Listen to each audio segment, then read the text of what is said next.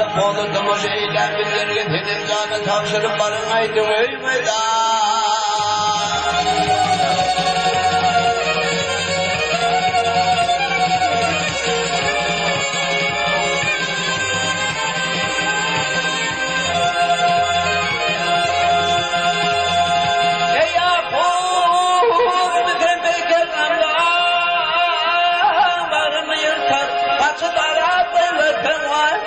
Soydan artar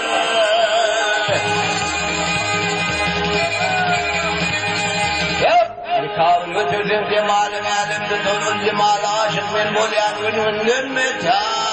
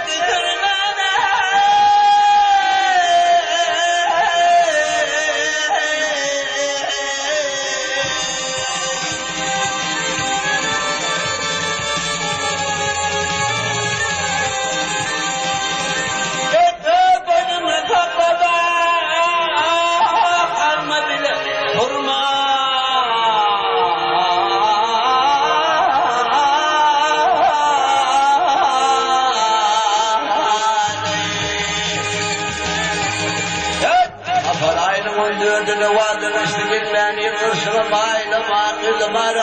bey Aradırdı başlayıptır ey Kadeverli geleni gelen bağdara çıkıp beyden ağabeyden vurun Ay yargıdama çıkan da bir de varına gideni Yanırsın ama gelmeyin Akılım var oğlum bey Dinmenim var oğlum bey Gülüm var oğlum bey